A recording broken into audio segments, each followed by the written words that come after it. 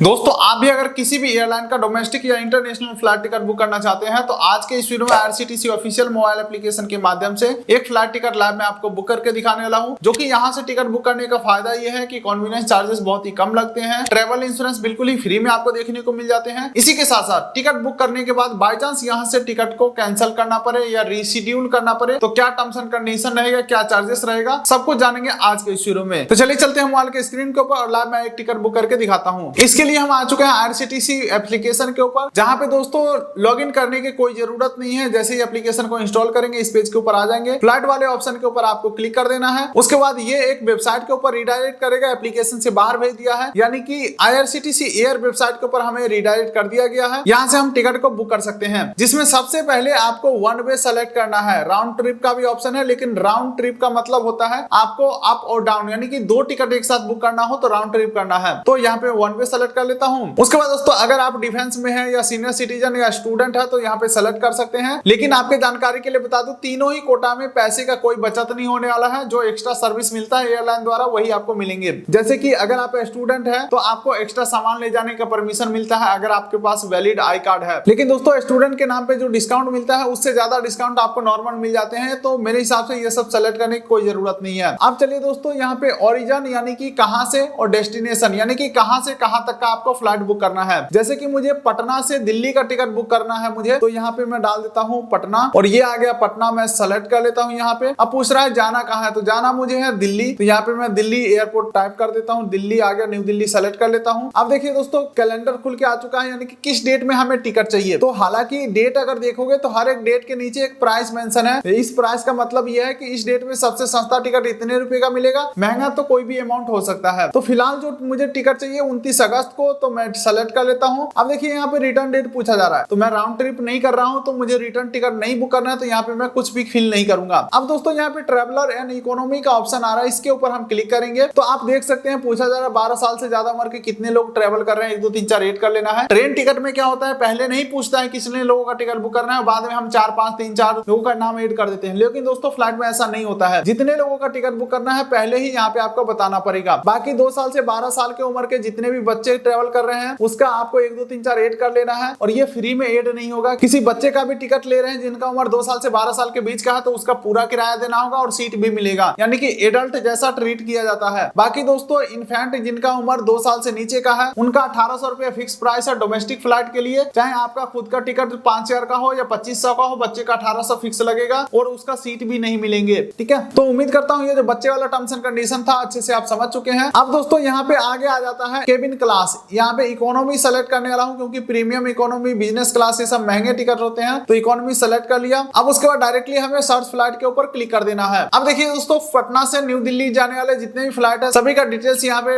Load होकर के आ रहा है। यहाँ पे सारे फ्लाइट शो हो चुके हैं। लेकिन दोस्तों ये जो लिस्ट है काफी लंबा चौड़ा है, तो आपको कंफ्यूज बिल्कुल भी नहीं होना है। किसी भी फ्लाइट में टिकट बुक करने से पहले हमेशा 3 चीजों को चेक करिएगा, जिसमें सबसे पहला आ जाता है कि फ्लाइट कितना देर में पहुंचा रहा है और फ्लाइट नॉन स्टॉप है या नहीं है। अगर नॉन स्टॉप नहीं होगा, जैसे कि मान के चलो पटना से दिल्ली जाना है तो पटना से पहले लखनऊ जाएगा, फिर लखनऊ से दिल्ली जाएगा, हो सकता है लखनऊ से पहले रांची जाए फिर रांची से दिल्ली आए, तो ऐसा फ्लाइट करने का क्या ही फायदा। इसमें समय भी ज्यादा लग जाएगा, पैसा भी हो सकता है ज्यादा लगे। ठीक है, तो मुझे डायरेक्ट फ्लाइट चाहिए, तो यहाँ पे क्लियरली मेंशन है 0 स्टॉप, यानी कि ये डायरेक्ट फ्लाइट है। अच्छा, अब दूसरा चीज आपको ये ध्यान में रखना है कि टाइमिंग क्या है फ्लाइट का। मान के चलो दोस्तों इतना पैसा लगा करके जा रहे हैं तो हमारे अकॉर्डिंग टाइमिंग तो परफेक्ट होने चाहिए ना। तो हर एक अलग अलग टाइमिंग का फ्लाइट है, आप अपने हिसाब से देख लो कौन सा टाइमिंग में आपको चाहिए। लेकिन एक चीज और ध्यान रखिएगा, अगर आप पहली बार फ्लाइट टिकट बुक कर रहे होंगे तो ये जो टाइमिंग दिखाए जा रहे हैं ये फ्लाइट टेक ऑफ करने का टाइम है, यानी कि फ्लाइट उड़ने का समय है। इससे 2 घंटा पहले हमें एयरपोर्ट के ऊपर पहुंचना होता है, क्योंकि एयरपोर्ट के ऊपर पहुंचने के बाद टर्मिनल बिल्डिंग में एंट्री होने से पहले सीआईएसएफ का स्टाफ आईडी प्रूफ चेक करते हैं, फिर बैगेज जमा होता है, फिर सिक्योरिटी चेक इन होता है और बोर्डिंग गेट यानी कि फ्लाइट का गेट, फ्लाइट उड़ने से आधा घंटा पहले गेट ही बंद हो जाता है। इसलिए सजेस्ट किया जाता है यहाँ पे जो टाइमिंग दिखाए जा रहे हैं इससे 2 घंटा पहले एयरपोर्ट के ऊपर पहुंचना है। यानी कि साफ साफ अगर मैं बोलूं तो 10:30 में फ्लाइट है, तो मैं अपने माइंड में ये सोचूंगा टिकट बुक करते समय क्या मैं 8:30 में एयरपोर्ट पे पहुंच सकता हूं, तभी मैं इस टिकट को बुक करूंगा। ठीक है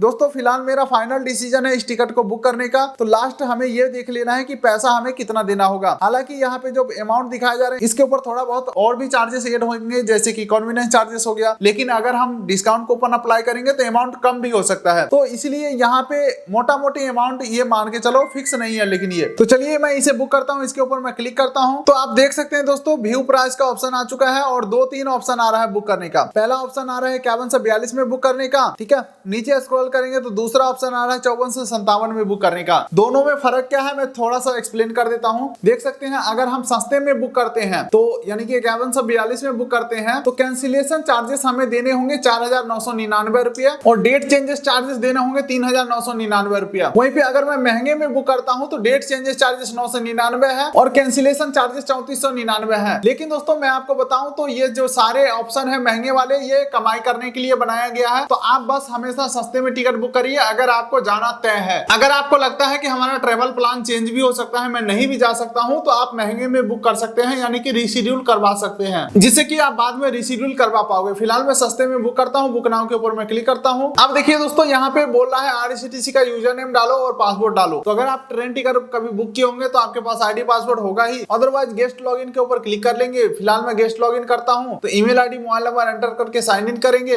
चलिए दोस्तों अब हम थोड़ा सा नीचे स्क्रॉल करते हैं तो ट्रेवलर डिटेल हमें ऐड करना है जिसमें कि टाइटल सेलेक्ट करेंगे, फर्स्ट मिडिल नेम डालेंगे, लास्ट नेम डालेंगे, ईमेल आईडी मोबाइल नंबर सारा कुछ डाल के उसके बाद अगला आ जाता है सीट सेलेक्ट करने का ऑप्शन। तो सेलेक्ट सीट के ऊपर एक बार हम क्लिक करेंगे। सीट सेलेक्ट करने का ऑप्शन आ चुका है, कुछ सीट फ्री है कुछ पेड है। तो यहाँ पे मैं विंडो सीट सेलेक्ट कर लेता हूँ जिसके लिए 200 रुपया हमें देना पड़ेगा। तो कोई बात नहीं, कंफर्म सीट के ऊपर मैं यहाँ पे क्लिक करता हूँ। अब आगे बढ़ते हैं तो यहाँ से खाना पीना ऐड कर सकते हैं या एक्स्ट्रा बैगेज ले जाना चाहते हैं तो ऐड कर सकते हैं। लेकिन आपके टिकट के ऊपर 7 किलो केबिन बैगेज और 15 kilo check in baggage allow है। हालांकि दोस्तों दिल्ली से या दिल्ली का टिकट बुक करते हैं तो ध्यान रखिएगा आजकल गाजियाबाद हिंडन एयरपोर्ट चालू हो चुके हैं। तो आप सर्च करिएगा दिल्ली, लेकिन आपको यहाँ पे गाजियाबाद हिंडन एयरपोर्ट का ऑप्शन देखने को मिलेगा। तो यहाँ पे कंफ्यूज नहीं होना है या बाद में आप ये ना सोचे कि भाई मैं तो दिल्ली का बुक कर रहा था गाजियाबाद कैसे बुक हो गया। तो आप जब बुक करोगे तो थोड़ा सा ध्यान से देख लेना है, ठीक है। तो अब चलिए आगे बढ़ते हैं। अगर आप जीएसटी इनपुट लेना चाहते हैं तो ले सकते हैं, बाकी मैं आगे बढ़ता हूँ। कॉन्टेक्ट इन्फॉर्मेशन आपको फिल करना है जिसमें कि first name, last name, email ID, अपना एड्रेस, कंट्री, ठीक है, स्टेट, सिटी, पिन कोड सारा कुछ फिल कर देंगे। उसके बाद प्राइस ब्रेकअप में आप देख सकते हैं सीट चार्जेस 200 रुपए ऐड होकर के टोटल जो पेबल है वो 5342 रुपए का है। लेकिन दोस्तों डिस्काउंट कूपन अप्लाई करने का ऑप्शन हमें यहीं पे देखने को मिलता है। अनफॉर्चुनेटली फिलहाल अभी कोई कूपन कोड वगैरह नहीं चल रहे हैं तो